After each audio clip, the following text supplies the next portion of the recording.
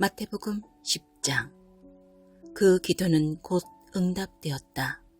예수께서 자기를 따르는 사람들 가운데 12명을 불러 무르익은 밭으로 보내셨다.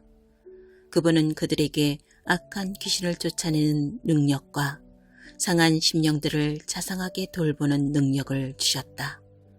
예수께서 보내신 12명의 이름은 이렇다. 시몬, 사람들은 그를 베드로, 곧 바이라고 불렀다. 그의 동생 안드레, 세베대의 아들 야고보, 그의 동생 요한, 빌립, 바돌로메, 도마, 세금 징수원 마태, 알페오의 아들 야고보, 다데오, 가나안 사람 시몬, 가론 유다, 나중에 그분에게 등을 돌린 자다. 예수께서 12명의 추수할 일꾼을 보내시며 이렇게 당부하셨다. 믿지 않는 자들을 회심시키려고 먼 곳부터 다니지 마라. 공공연한 적과 거창하게 싸우려 들지도 마라. 바로 여기 가까이 있는 잃어버린 사람들, 혼란에 빠진 사람들한테 가거라. 그들에게 하나님 나라가 여기 있다고 말하여라. 병든 사람들에게 건강을 되찾아주고 죽은 사람들을 다시 살려주어라. 버림받은 사람들을 만져주어라. 귀신을 쫓아내어라. 너희가 후한 대접을 받았으니 너희도 후하게 살아라. 시작하기 전에 모금 행사를 벌여야겠다고 생각하지 마라. 너희에게는 많은 준비가 필요 없다. 너희 자신을 준비하여라.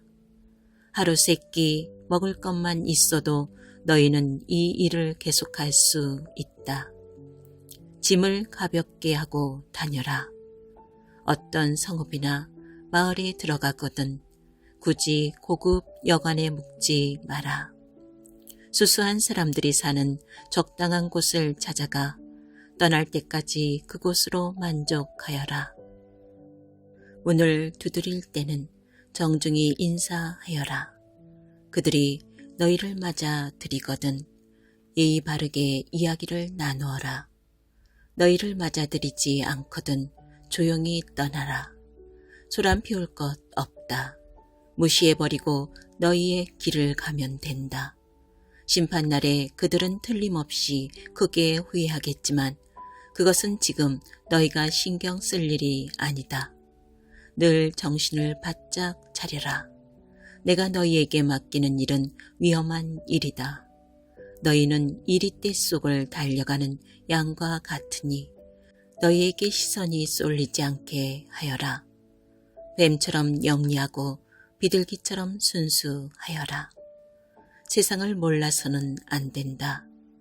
어떤 사람들은 너희의 동기를 비난할 것이고 어떤 사람들은 너희의 평판을 더럽힐 것이다. 단지 나를 믿는다는 이유만으로 그렇게 할 것이다. 그들이 너희를 법정으로 끌고 가더라도 당황하지 마라. 그들은 자기도 모르게 너희와 나에게 호의를 베푼 것이다.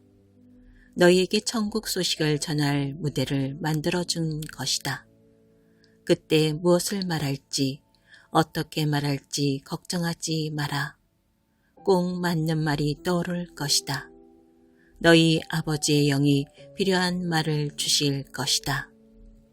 너희가 전하려는 분이 자기들 기분이나 맞춰주는 어떤 우상이 아니라 살아계신 하나님임을 알게 된다면 사람들은 너희를 대적할 것이다. 심지어 너희 가족들도 그럴 것이다. 큰 사랑을 선포했는데 그처럼 큰 미움을 맛보게 되니 얼마나 어처구니 없는 일이냐. 그러나 포기하지 마라. 굴복하지 마라. 마지막에 가면 그 가치를 알게 될 것이다. 이런 일이 벌어질 때 너희가 구할 것은 성공이 아니라 생존이다. 살아남는 자가 되어라. 더 이상 어쩔 수 없는 상황에 이르기 전에 인자가 올 것이다. 학생이 선생보다 더 나은 책상을 쓸 수 없다. 사원이 사장보다 돈을 더 벌지 못한다. 너희는 내 학생이요 내 추수할 일꾼이니 나와 똑같은 대접을 받거든 만족하여라. 아예 기뻐하여라. 그들이 주인인 나를 똥 묻은 화상이라고 부르는데 일꾼들이야 더 무엇을 바라겠느냐. 겁먹지 마라. 언젠가는 모든 것이 밝혀져 모든 사람이 일의 진실을 알게 될 것이다. 그러니 드러내놓고 진리를 말하기를 주저하지 마라. 괴롭히는 자들이 허세를 부리며 위협한다고 해서 침묵해서는 안 된다. 그들이 너희 존재의 중심인 너희 영혼에 할 수 있는 일이란 아무것도 없다.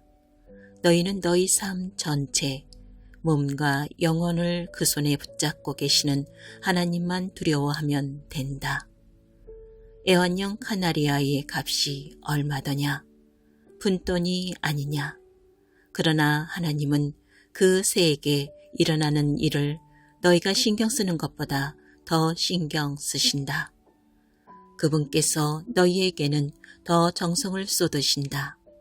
세세한 것까지 일일이 돌보시며 심지어 너희의 머리카락까지 다 세신다. 그러니 괴롭히는 자들의 이런저런 말에 겁먹지 마라. 너희는 카나리아 수백만 마리보다 더 귀하다. 세상의 여론에 맞서 내 편을 들어라. 그러면 나도 하늘에 계신 내 아버지 앞에서 너희 편을 들 것이다. 너희가 겁이 나서 달아난다면 내가 너희를 감싸줄 것 같으냐. 내가 삶을 편안하게 해주려고 왔다고 생각하지 마라. 나는 갈라서게 하려고 왔다. 아들과 아버지, 딸과 어머니, 며느리와 시어머니 사이를 분명하게 갈라서게 하려고 왔다. 가족 간의 편안한 인연을 갈라놓아서 너희로 하여금 하나님을 위해 자유롭게 되게 하려고 왔다. 좋은 뜻을 가진 너희 가족이 죄악의 원수가 될 수 있다. 나보다 자기 아버지나 어머니를 더 좋아하는 사람은 내게 합당하지 않다. 나보다 아들이나 딸을 더 좋아하는 사람은 내게 합당하지 않다. 물, 불을 안 가리고 끝까지 나와 함께 가지 않는 사람은 내게 합당하지 않다. 너희의 1차 관심사가 자신을 챙기는 것이라면 너희는 절대로 자신을 얻지 못할 것이다.